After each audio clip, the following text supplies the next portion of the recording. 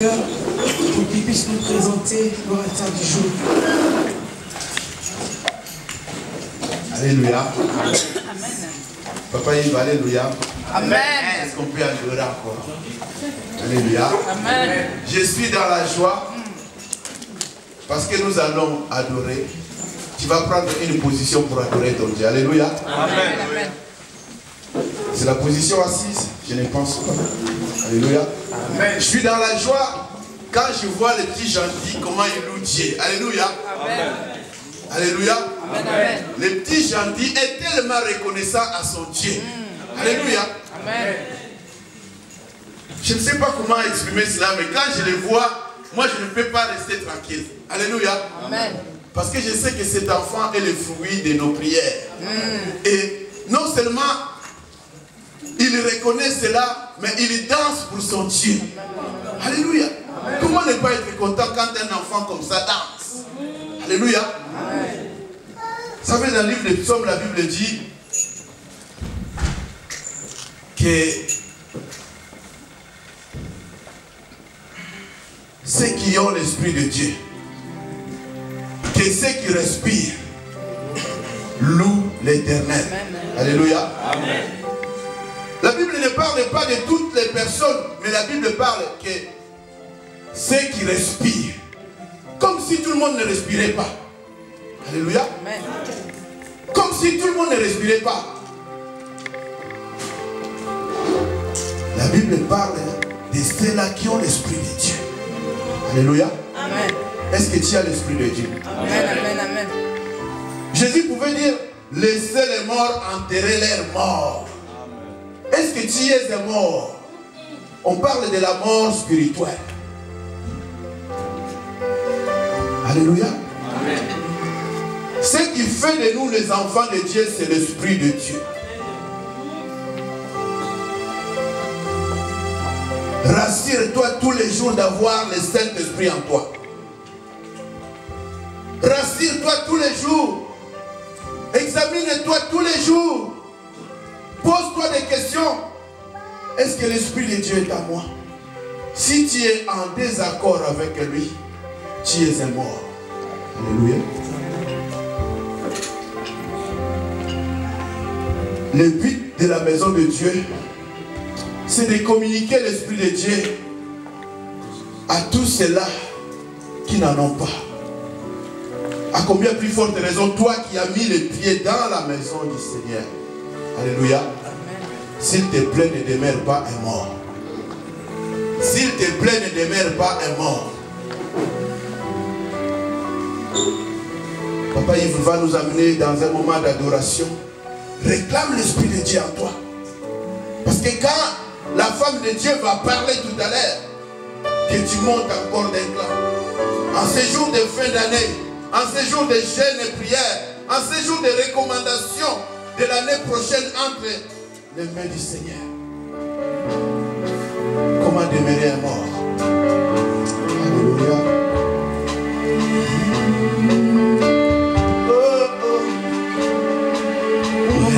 Sois avec moi, le parfum qui t'est dû, la beauté de ton nom, mon âme perdue. Je veux n'être que toi. Plonge, plonge, plonge. Je t'aime. Réclame le Saint-Esprit. Il vient renouveler toutes les choses en toi. Et sois du peu. Réclame-les. T'en as besoin, réclame-les. Tout l'amour que mes yeux n'ont pas su démontrer. Je veux n'être que toi. Jésus, je t'aime. Oh Jésus, si nous ne t'aimons pas, qui d'autre, Jésus? Rien n'est plus beau que ton nom. Rien n'est plus saint que le sang du pardon. Je veux n'être qu'à toi. Je veux n'être qu'à toi, Jésus. Je veux n'être qu'à toi. Jésus, mon roi. Rien ne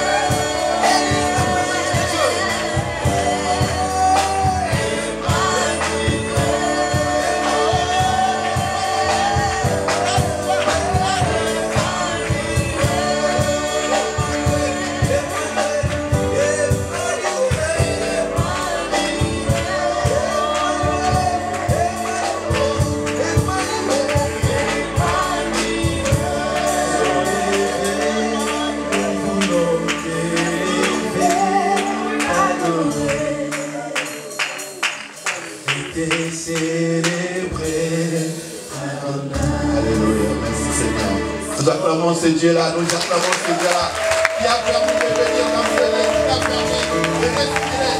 Oui, l'Esprit de Dieu à toi. Alléluia. Gloire au Seigneur. Gloire au Seigneur. Prenons place. Un Dieu merveilleux qui t'a permis de t'habiller comme tu es beau là-bas. Alléluia.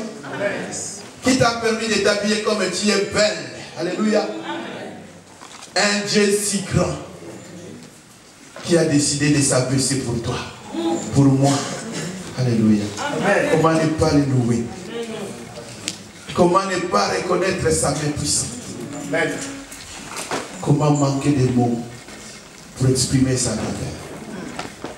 Alléluia. Si je continue, je continuerai encore à parler de lui, de sa grandeur, de sa magnificence. Mais chaque chose a son temps. Alléluia. Nous allons écouter la parole. Je vais inviter, pour nous, c'est une grand-mère. Alléluia. C'est une grand-mère pour nous. Et elle a traversé les océans. Alléluia. Pour nous. Alléluia. Vous imaginez l'onction qui nous amène?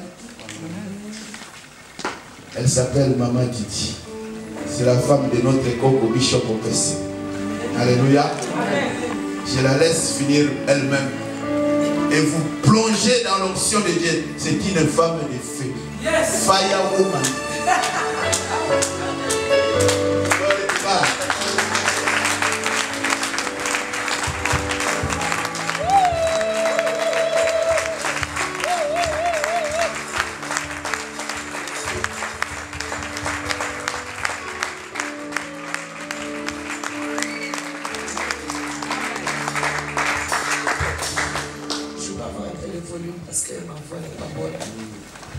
encore un peu de volume, s'il vous plaît.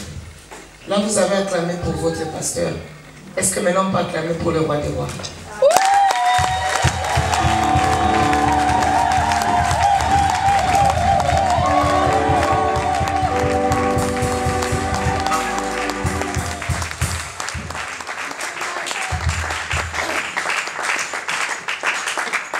Seigneur notre Dieu, s'il y a la gloire, l'honneur, la louange, la puissance, la victoire, la sagesse, les cieux des cieux, la terre, l'or, l'argent, le diamant, la mer et tout ce qu'elle renferme, tout est à toi, Seigneur notre Dieu.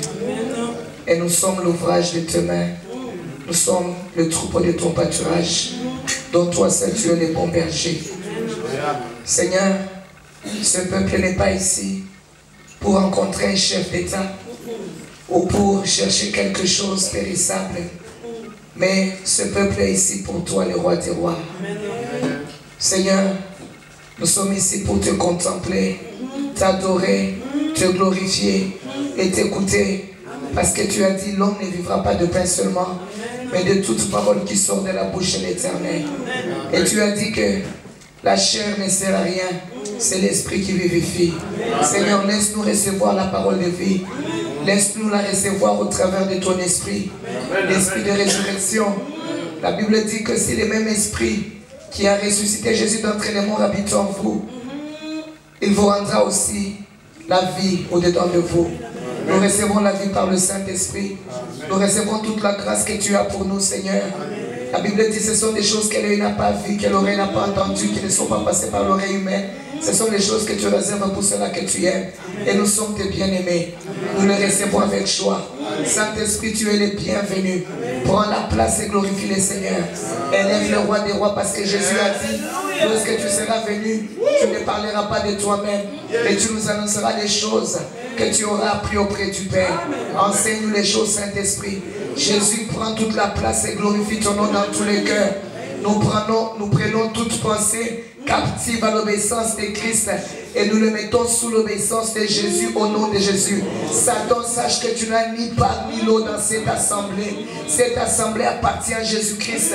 Il a dit dans sa parole, je bâtirai moi-même mon église et les portes de l'enfer ne prévaudront pas contre elle. Les portes de l'enfer n'ont pas d'accès sur cette église. Les portes de Satan n'ont pas de pouvoir sur nous. La Bible dit ce que nous lierons sur la terre sera lié au ciel. Nous venons lier les portes de l'enfer au devant de cette église dans le nom de Jésus. Nous venons lier tous les principautés, les dominations, les forces des ténèbres dans le nom puissant de Jésus-Christ. Et nous venons ouvrir les portes du ciel parce que la Bible dit ce que nous allons ouvrir sur la terre sera ouvert au ciel.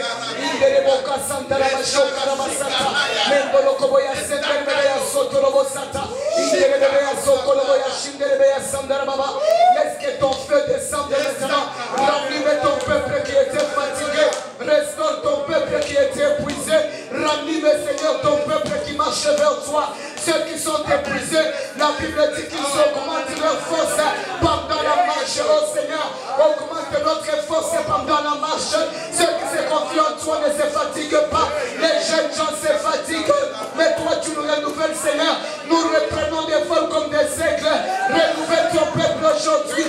Restaure ton église aujourd'hui. Relève ton peuple aujourd'hui. Dans le nom de Jésus. Dans le nom de Jésus. Dans le nom de Jésus. Dans le nom de Jésus. Dans le nom de Jésus. Dans le nom de Jésus. Nous élevons le nom de Jésus. Nous glorifions le nom de Jésus.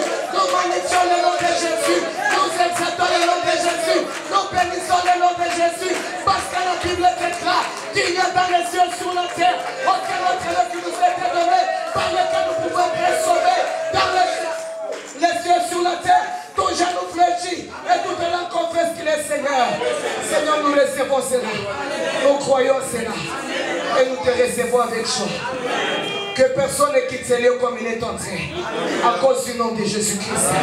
La Bible dit que tout œil le verra. Même ceux qui l'ont crucifié. Nous voulons tous te voir. Le Fils du Dieu vivant. Le vainqueur de Golgotha. L'étoile brillante du matin. Le Seigneur des Seigneurs. L'étoile brillante du matin. Le médecin par excellence. Celui qui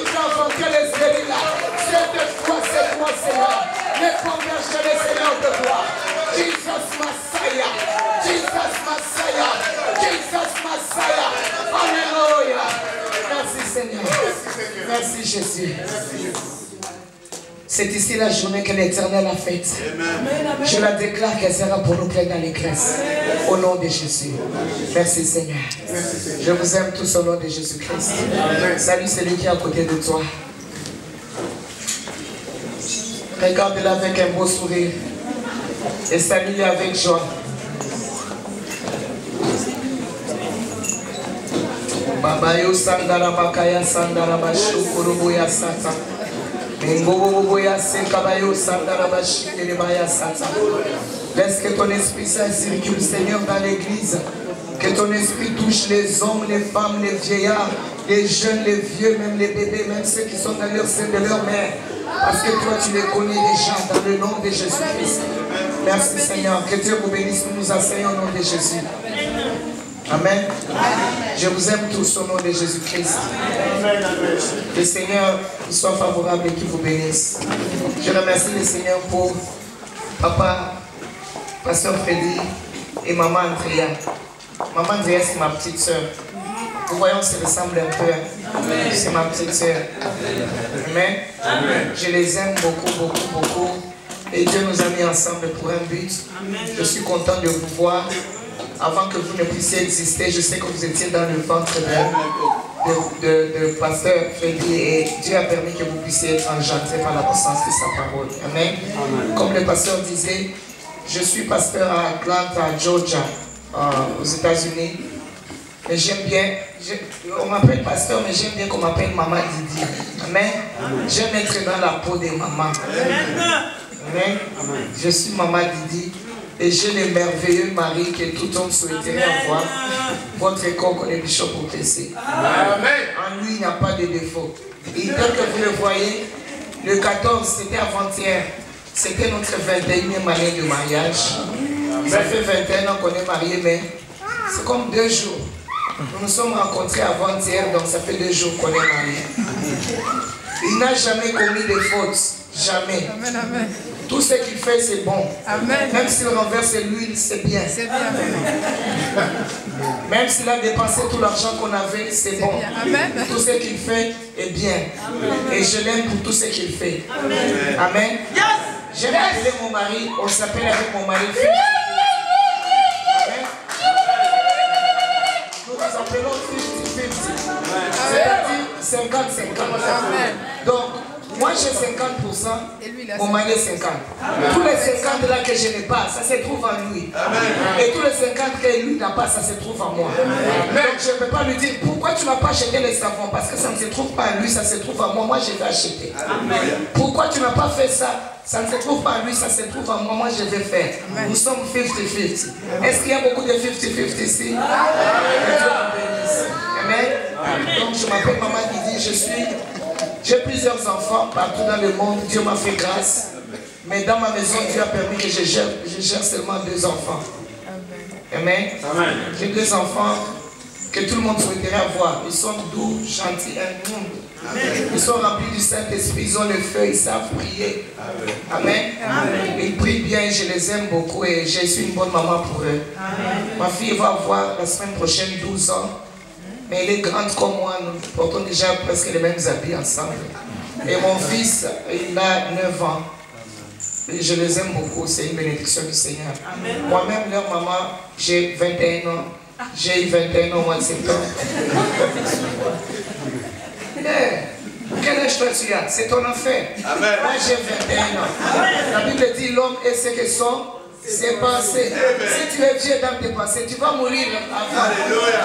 Alléluia. Moi j'ai 21 ans. Je me suis marié il y a 21 ans. Maintenant j'ai 21 ans. Quand je me suis marié, j'avais 0. Maintenant j'ai 21. Je me suis marié avant l'heure. Amen. Alléluia. Et je m'aime moi-même. Je n'ai pas besoin que quelqu'un vienne de quelque part pour m'aimer, pour me donner des fleurs ou pour me donner un encouragement ou un compliment. Je me donne des compliments moi-même. Je m'aime moi-même. Je me donne des fleurs moi-même. Je fête mon anniversaire moi-même. Je suis content moi-même parce que je suis complet au-dedans de moi. Alléluia.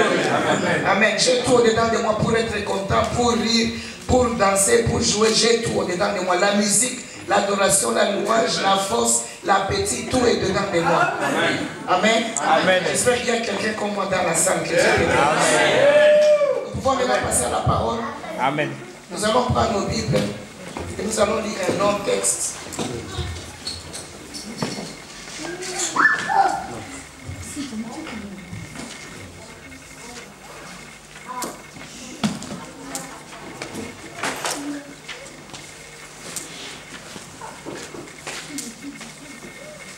Vous avez vos Bibles? Amen. Nous allons ouvrir dans les livres de Matthieu. Quand j'ai dit Matthieu, je m'excuse, dans le livre de Luc, chapitre 4, versets 16 à 29. Aidez-moi s'il vous plaît avec les micros. Vous m'entendez là au fond? Amen. Merci. Nous sommes dans Luc, chapitre 4, versets 16 à 29. 16 à 29. Celui qui l'a trouvé dit Amen. Amen. Celui qui n'a pas trouvé dit, vous savez, je ne lis jamais à la maison, c'est difficile pour moi pour trouver, je vais me forcer. Tu as trouvé maintenant? Ok, on y va. Verset 16, on y va. Tout le monde va lire dans sa Bible, s'il vous plaît. On y va. Il s'est rendu aussi à Nazareth, où il avait été élevé. Il entra dans la synagogue le jour du sabbat, comme il en avait l'habitude. Il se leva pour faire la lecture biblique. On lui présenta les rouleaux du prophète Ésaïe. En déroulant le parchemin, il trouva les passages où il est écrit: l'Esprit du Seigneur repose sur moi, parce qu'il m'a désigné par l'onction pour annoncer une bonne nouvelle aux pauvres.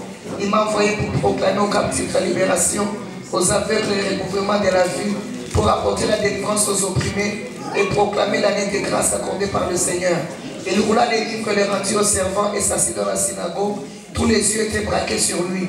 Aujourd'hui même commença-t-il, pour vous qui l'entendez, cette prophétie de l'Écriture est devenue réalité. Aucun de ses auditeurs n'est resté indifférent. Le message de grâce qu'il leur présentait les étonnait beaucoup. Aussi disait-il, n'est-il pas le fils de Joseph? Alors il leur dit, vous ne manquerez pas de m'appliquer ce dicton. Mes desseins, guéris-toi toi-même. Et vous me direz, on nous a parlé de ce que tu as accompli à Capernaum. Fais-en donc autant ici dans ta propre vie. Il ajouta, vraiment je vous l'assure, aucun prophète n'est bien accueilli dans sa patrie. Voici la vérité, je vous le déclare. Il y avait beaucoup de veuves en Israël à l'époque d'Élie, quand pendant 3 ans et demi, il n'y a pas eu de pluie et qu'une grande famine a sévi dans tout le pays. Or, Élie n'a été envoyé vers aucune d'entre elles, mais vers une veuve qui vivait à Sérapta dans le pays de Sidon. C'est que moi, je traverse un chemin pendant 10 ans pour que toi, tu le traverses pendant un jour. Dieu peut me permettre d'être comme un éclaireur. Que celui qui veut quelque chose de la part du Seigneur ouvre ses oreilles, donne-moi ton cœur pendant quelques minutes et le Saint-Esprit va faire un travail dans ton cœur.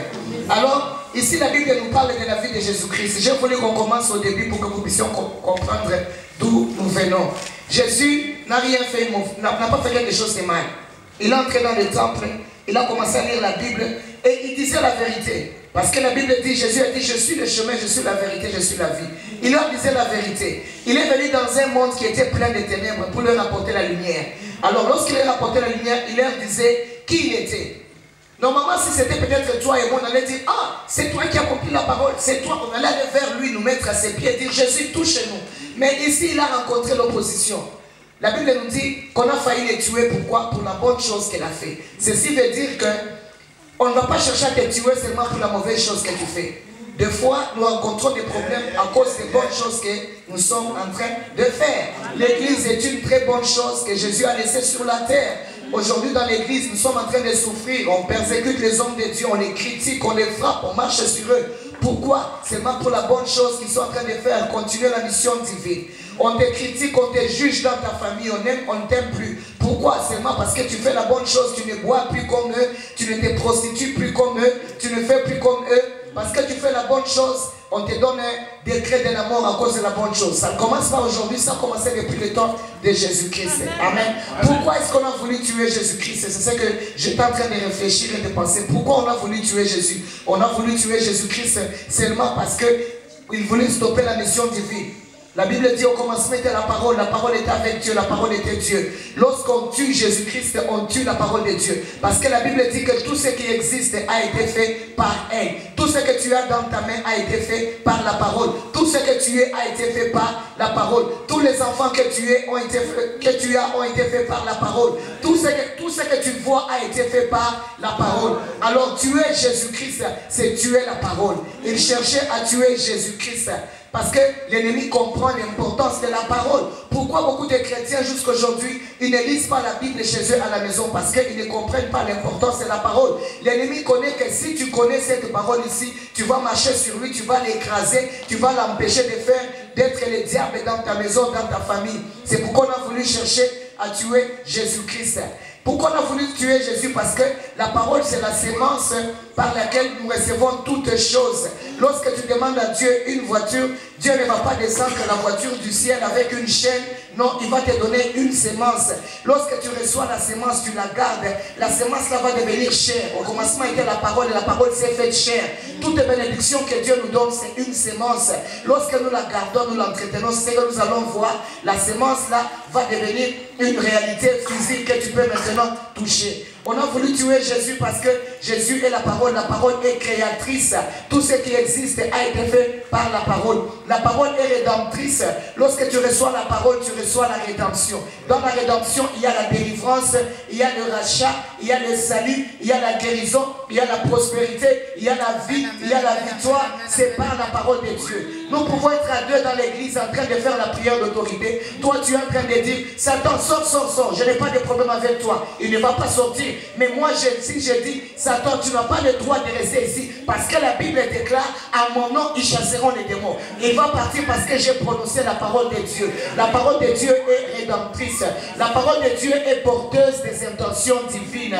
Des intentions divines. Tout ce que Dieu a pour toi.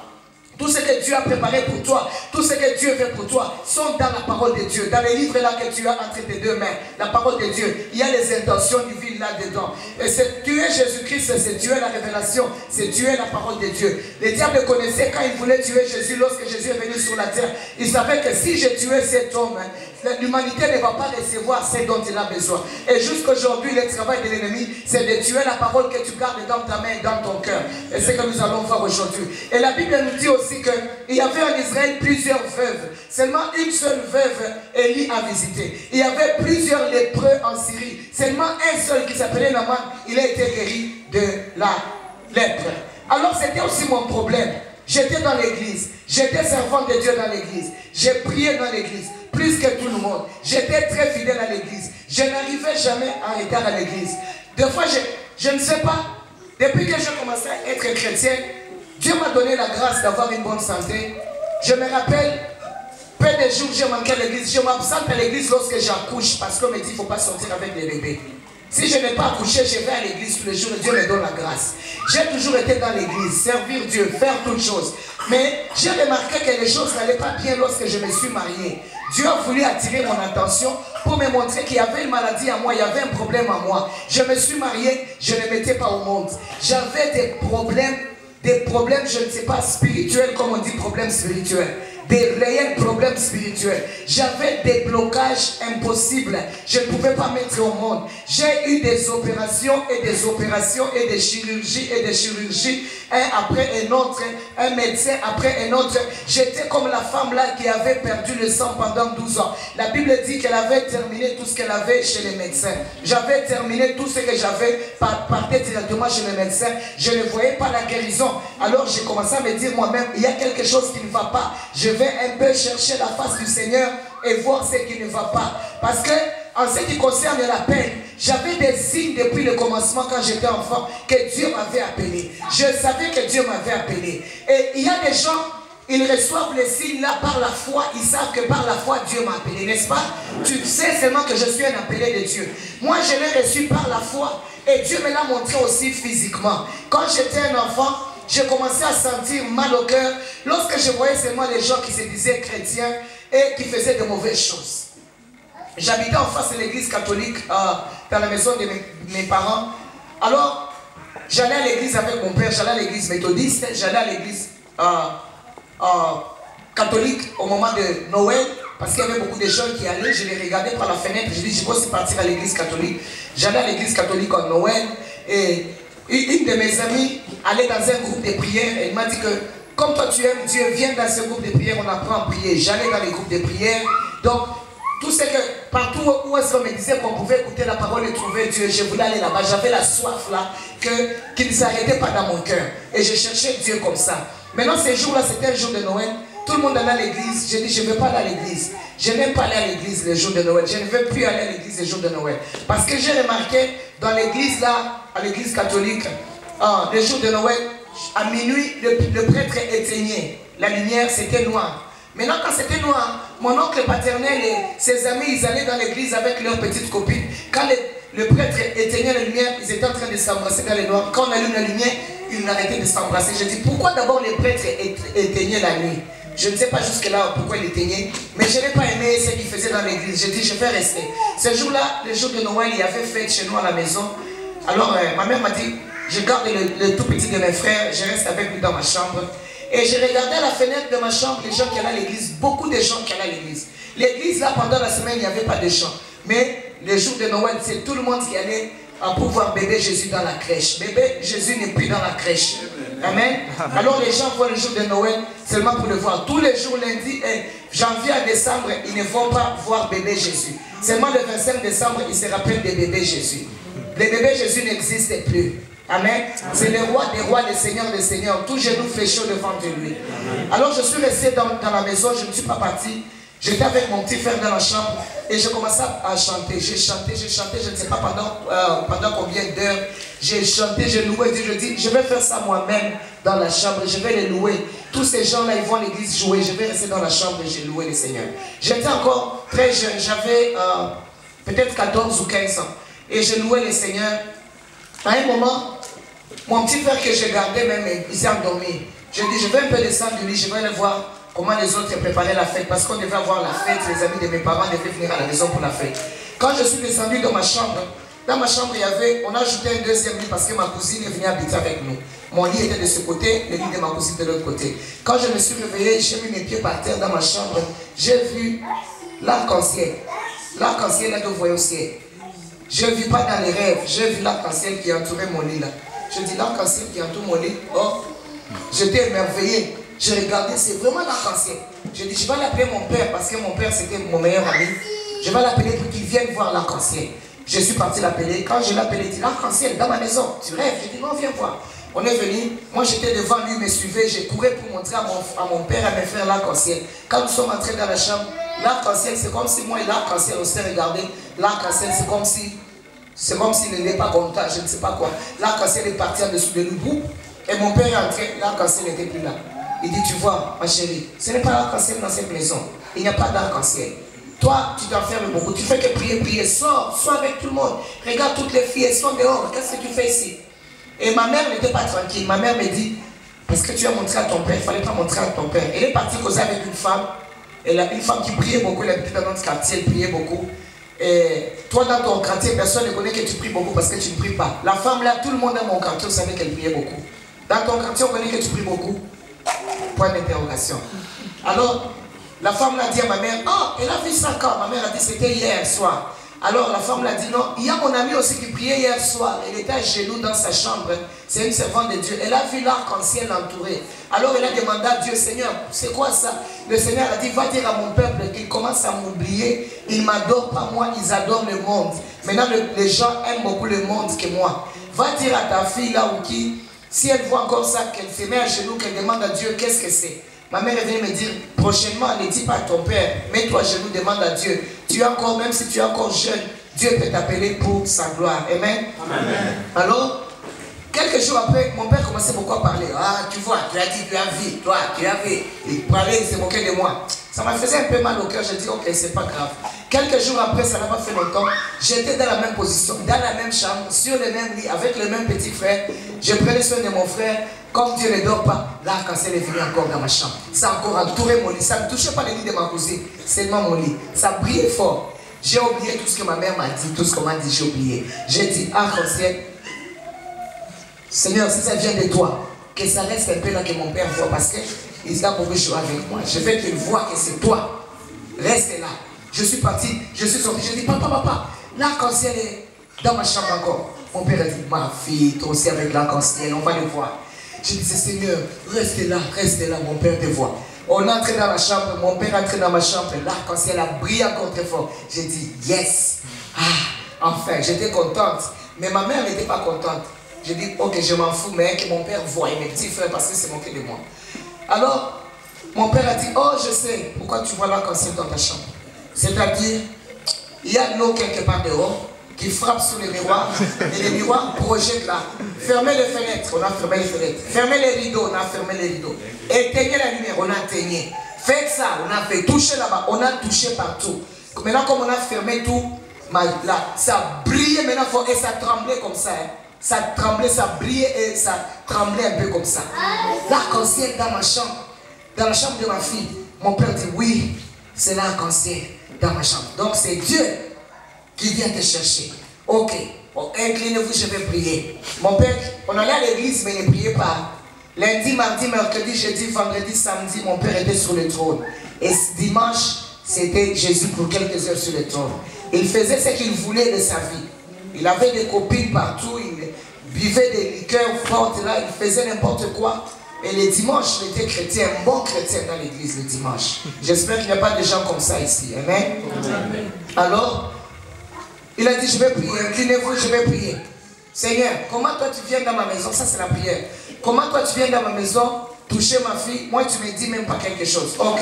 Comme tu es dans ma maison, écoute maintenant. C'est que je vais te dire. J'ai beaucoup de problèmes au boulot.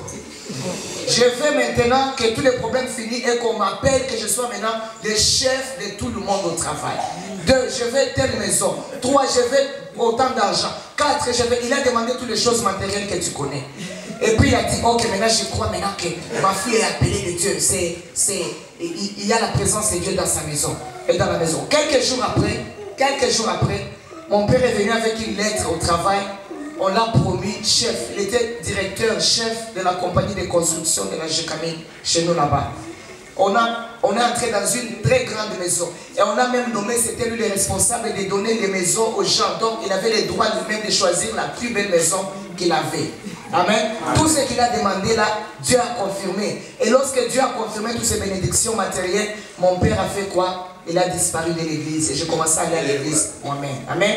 Tu vois maintenant pourquoi des fois tu demandes à Dieu des choses, il ne te donne pas. Parce que Dieu ne veut pas nous perdre. Ce qui est très important, ce n'est pas la voiture, ce n'est pas la maison, ce n'est pas le travail. Toi, tu es plus important, plus que toutes les choses là. La Bible dit qu'on ne s'inquiète pas pour ces choses. Ce sont les païens qui s'en inquiètent. Notre Père connaît de quoi nous avons besoin avant que nous les lui demandions. Amen. Quelqu'un est d'accord avec moi? Amen. Quelques jours après, nous avons déménagé dans la plus grande maison. J'ai grandi, pour ceux qui me connaissent, il y a une femme qui m'a reconnu à Mons. La maison où j'habitais, on appelait ça Maison Blanche. C'est la Maison Blanche. Moi, j'ai grandi dans la Maison Blanche là-bas en Afrique. Et mon père, tout le monde l'appelait Jimmy Carter, le président Jimmy Carter. Tout le monde l'appelait Jimmy. On l'appelait Jimmy. Parce que Dieu l'avait vraiment, vraiment béni. Amen. Amen. Alors, on a déménagé quelques jours après. J'étais dans la chambre j'étais moi-même, j'étais en train de prier. Et Dieu, je n'avais pas eu sommeil toute la nuit. Je n'avais pas sommeil, j'avais très mal au cœur. Mon père, comme il était maintenant béni, il est parti, il a découché, il n'était pas à la maison. Je suis parti réveiller ma mère, j'ai dit, maman, j'ai très mal au cœur. Elle dit, parce que tu pries beaucoup, il faut que tu pries beaucoup, tu vas beaucoup à l'église, tu pries beaucoup, c'est qui te fait mal. Je me suis endormi avec ma mère. Et ma mère, quelques minutes après, elle a commencé à ronfler. Elle ronflait très fort. Moi, j'avais toujours mal au cœur. La Bible dit, c'est lui qui garde ça, la main de Dieu garde. Enfin, elle m'a appelé pour me garder, mais elle s'est endormie. Je suis resté encore seul. Et puis, quelques minutes après, j'ai vu, je ne dormais pas, j'ai vu 2 anges qui sont descendus dans la chambre de ma mère. Ils ont levé le plafond là du coin. Ils ont levé et je voyais le ciel ouvert. J'ai vu des millions et des millions d'anges qui adoraient le Seigneur. Et 2 des anges là, ils se sont inclinés, ils me parlaient, ils ont dit, tu vois ce que nous faisons au ciel, nous adorons le Seigneur. Et tu vois les anges là qui entourent Dieu, ils sont en train d'intercéder pour les gens qui sont sur la terre, pour les chrétiens. Et écoute ce qu'ils disent. Les anges sont en train de dire, Seigneur notre Dieu, quand est-ce que tu vas envoyer Jésus sur la terre prendre l'église? Les chrétiens souffrent sur l'église. Envoie-les sur la terre. Et les anges là m'ont dit que personne ne connaît le jour que Jésus va revenir. Mais toi, sois prêt tous les jours. ne manque jamais l'église. Va à l'église tous les jours. J'allais à l'église chaque soir. Vous savez maintenant, les gens ont l'habitude, les dimanches, ils vont à l'église. Pendant la semaine, ils ne vont pas à l'église. Ce n'est pas la volonté de Dieu. Dieu veut que nous allions à l'église tous les jours parce que c'est là-bas que nous trouvons comme les carburants pour notre voiture. Et une voiture sans carburant, ça peut s'arrêter n'importe où sur l'autoroute. Et les policiers vont te donner les tickets parce que tu t'es arrêté sur l'autoroute, tu n'as pas assez de carburant. Ils m'ont dit, va à l'église chaque jour. Ces choses-là, je vous ai dit, c'est pour vous montrer un peu l'appel de Dieu que Dieu avait fait pour moi. C'était des choses physiques que Dieu est venu me montrer, me confirmer quelque chose, je ne sais pas pourquoi. Mais je me suis marié, je ne voyais pas la main de Dieu. Je ne voyais pas la grâce de Dieu. Je ne voyais pas la maternité. Au contraire, tout en moi était abîmé. On m'a dit que je ne mettrais jamais au monde. J'avais connu l'opération, je vous donnerai le témoignage l'autre jour. Un autre jour, on m'avait fait l'opération, on a enlevé tout ce qui permet à une femme de mettre au monde. Tout a été enlevé. On m'a dit que je ne mettrais jamais au monde. Et le diable avait décidé, je ne mettrai jamais au monde. Ça, c'est un sataniste et elle-même, elle était venue me dire que ce que le diable a fait sur ta vie, maman, il dit, tu ne mettras jamais au monde. Quelqu'un peut dire, le diable était menteur. Alors, j'ai commencé à chercher Dieu dans sa parole. J'ai commencé à chercher le Seigneur dans sa parole. Je l'ai cherché de tout mon cœur. J'ai prié chaque semaine. J'avais jeûne chaque semaine. Chaque mois, j'avais jeûne et prière pendant 2 semaines. J'ai cherché le Seigneur. Je l'ai prié, j'ai prié. Et voici ce que le Seigneur m'a révélé. Nous allons lire dans Luc chapitre 8, versets 5 à 12, rapidement. Nous sommes dans le livre de Luc chapitre 8, versets 5 à 12.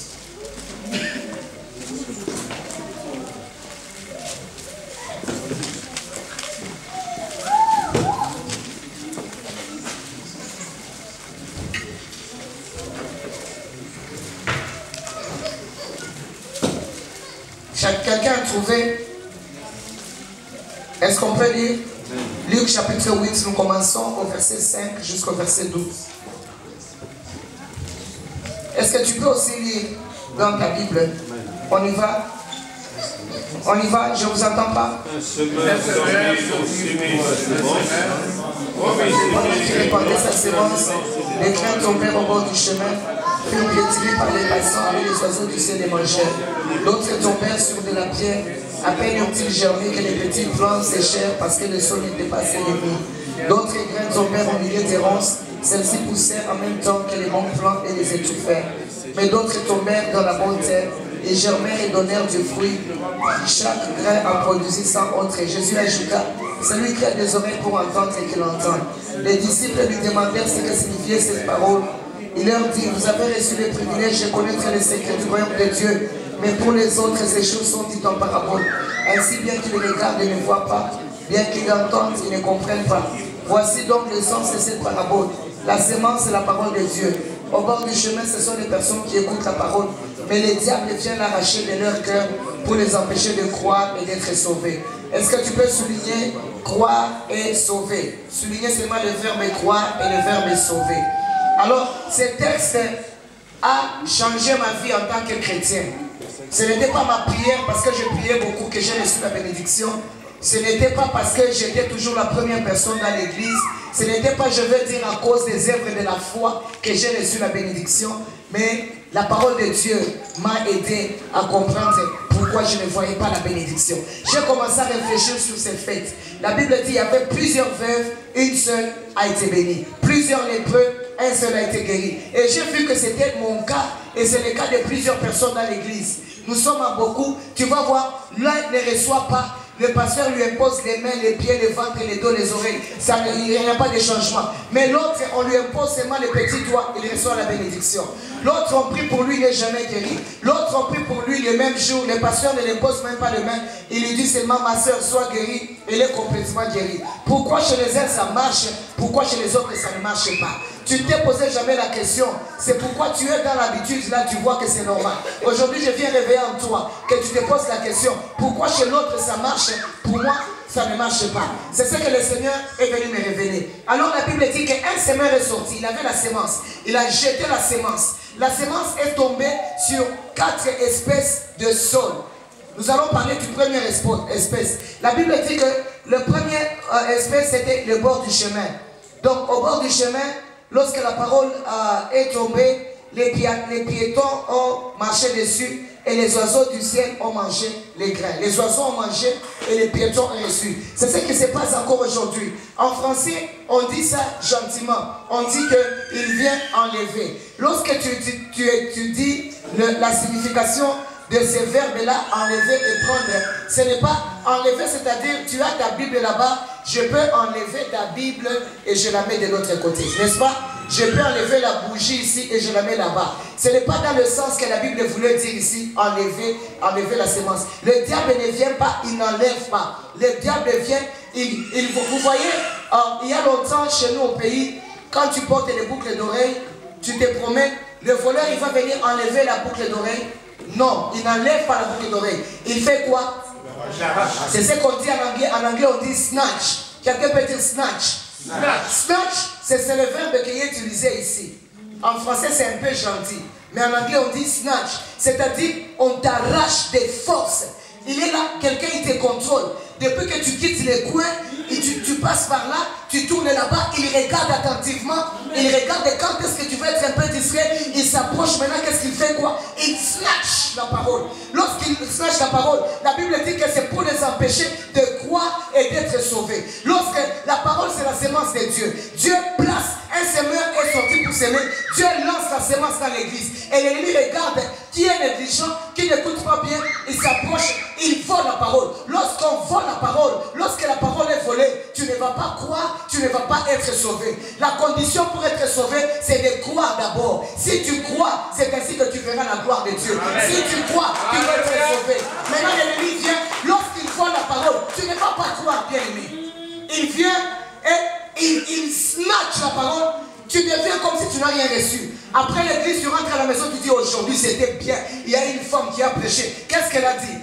Elle a dit qu'elle avait vu l'arc-en-ciel. C'est tout ce que tu as saisi. L'ennemi a déjà snatch la parole. Tu sors de l'église comme si tu n'as rien reçu. Tu vas rester des années et des années et des années dans l'église. Il n'y a pas de changement. Jusqu'à ce que tu vas dire, le pasteur ici, le feu est fini dans mon pasteur. L'église ici, le feu est fini dans l'église. Je vais aller dans l'autre église. Dans l'autre église, le pasteur n'a plus de feu. L'église n'a plus de feu. 3e église, 4e église, 5e église, 19e église, 20e église, tu vas attraper la sorcellerie. Parce que le problème, ce n'est pas le pasteur. Le problème, ce n'est pas l'église. Le problème, c'est que tu te donnes la parole, tu ne la gardes pas bien. L'ennemi connaît que là-bas, c'est facile. C'est un moyen facile pour moi. Il va aller et il va snatch la parole. Lorsqu'il snatch la parole, il n'y a pas de salut, il n'y a pas de bénédiction. Dans le salut, nous avons la guérison, la prospérité, la victoire. Le salut vient lorsque nous croyons. Dieu donne la sémence, tu crois dans la sémence, c'est ainsi que tu vas obtenir le nom béni l'Éternel. Et n'oublie aucun de ses bienfaits. Il y a beaucoup de bienfaits dans la parole de Dieu. C'est pourquoi tu ne lis pas ces livres. C'est pourquoi tu n'ouvres pas les livres. Il connaît que quand tu vas ouvrir ces livres, étudier tout ce qu'on t'apprend, étudier toutes les choses, tu vas être béni. Tu ne vas pas être comme tu es aujourd'hui. Alléluia. Quelqu'un comprend ce que je veux dire? Quelqu'un comprend ce que je veux dire? Amen. Que Dieu te bénisse parce que tu comprends déjà. Deux choses que l'ennemi est en train de faire à propos de la parole. Première chose que l'ennemi fait, il vole la parole de Dieu de nos cœurs. Quelqu'un dit snatch. La première chose que l'ennemi fait, il snatch la parole de Dieu. Comme ça, quand il snatch la parole de Dieu, tu ne reçois rien. Et il snatch facilement dans les gens qui sont oubliés. La Bible les appelle les auditeurs oubliés. L'ennemi vole rapidement, facilement la parole. Ainsi, quand il vole la parole, tu ne peux pas croire et tu ne peux pas être sauvé. C'est un processus. Sémence, croire et sauver. Lui, il n'attaque pas la base salut et quoi, parce qu'il connaît que si j'attaque seulement la sémence, si je tue la sémence, il ne va pas croire, il ne va pas être sauvé. La parole n'est pas une formule magique. C'est-à-dire le pasteur va se lever et dire directement. Non, la parole c'est une sémence. Lorsqu'on la jette en toi, ça produit des fruits. Amen. Alors, l'ennemi fait tout ce qu'il peut pour nous empêcher de croire. Il fait tout ce qu'il peut pour nous empêcher de croire la parole. Ou bien quand tu lis, il fait que tu puisses oublier ce que tu as lu dans la parole de Dieu. Ou bien si tu te rappelles ce qu'on a prêché, si tu te rappelles de la parole de Dieu, l'ennemi va tout faire pour divertir tes pensées. Ou bien pour te donner une autre opinion. Quand quelqu'un prêche, quand le pasteur prêche, aujourd'hui Dieu m'a béni. Quand c'est l'ancien Paul qui prêche, aujourd'hui il n'y avait pas de feu. Il y avait le feu. L'ennemi a seulement snatch la parole. Dieu peut parler par une poule, il peut parler par un coq, il peut utiliser une âne, il peut utiliser un mouton. Dieu utilise tous les moyens pour nous parler. Le problème, ce n'est pas la bouche qui parle. Le problème, c'est le cœur qui reçoit. Le succès de l'agriculteur ne dépend pas de la main de l'agriculteur. Ça dépend de l'état du sol. Comment est le sol? Si c'est un mauvais sol, l'ennemi va venir et snatch. Et tu restes vide. Tu restes vide. D'année en année, tu es dans l'église. Dieu n'agit pas. Bien aimé, Dieu agit. Il agit. Il est au ciel et il fait de bonnes choses. Il te donne l'opinion sur les pasteurs. Il te donne l'opinion sur les prédicateurs. Il te donne une deuxième attitude. Regardez comment nous faisons dans l'église. Dans l'église, les gens sont devenus comme des basketteurs. Très souples. Vous voyez, qui a déjà regardé un match de basket? Oh, quand quelqu'un vient avec la balle pour marquer, tu regardes toi-même. Quand on lance la parole, aujourd'hui le pasteur dit, aujourd'hui nous allons parler sur la dîme. Beaucoup de gens, ils rejettent déjà la parole. Quand tu la rejettes déjà comme ça, tu ne vas pas croire, tu ne vas pas être sauvé, tu ne vas pas être prospère. Dieu a dit, amenez dans ma maison les trésors, amenez dans ma maison vos dîmes et vos offrandes. C'est ainsi que je vais faire quoi? Oh, vous ne connaissez pas ces versets. Vous voyez? Il y a des versets que... Regardez, je vais dire un verset. Toute arme forgée contre vous sera... C'est seulement ça que vous connaissez. Mais regarde combien de blessures tu as, combien de armes t'ont touché. Tu as des blessures partout. Les armes là te touchent. Parce que c'est le seul, tu choisis quel verset, quel message le pasteur va prêcher. Aujourd'hui, on va parler sur la dîme.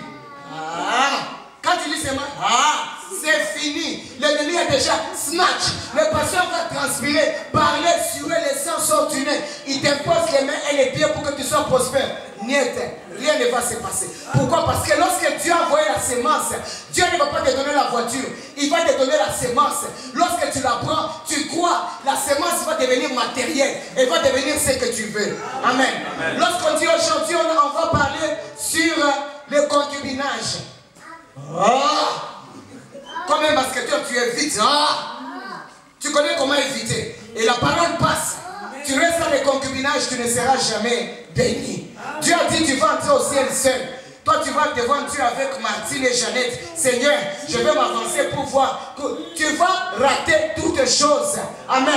Lorsque tu évites la parole, tu as l'opinion sur la parole, tu rates toutes choses. Ainsi, tu ne peux pas croire et tu ne peux pas être sauvé et te réjouir. Ceux qui volontairement refusent d'écouter la parole de Dieu, ce sont ceux qui piétinent la parole. Lorsqu'on lance sur la dîme, on prêche sur la dîme. Vous voyez les gens déjà qui savent attraper. On prêche sur la dîme, le pasteur lance la sémence, tu attrapes, tu mets partout, par terre, tu piétines rapidement. Vous voyez comment il y a certaines personnes qui ne savent pas qu'ils ont l'argent. Même quand une pièce tombe, avant que la pièce arrive par terre, il a déjà mis les pieds pour qu'on n'entende pas qu'il a fait tomber une pièce, parce qu'il avait dit rien, je n'ai rien. C'est comme ça que les gens font. Ils prennent directement la parole, ils la mettent par terre. Ainsi la parole ne va rien produire. Vous savez un exemple que je vais donner. Je veux que les grandes personnes comprennent. Vous comprenez, les grandes personnes sont là. Deux personnes entrent quelque part et le lendemain, la sœur sort de l'endroit où vous étiez. Quelqu'un comprend? Amen. Comment vous êtes comme des adolescents? Amen.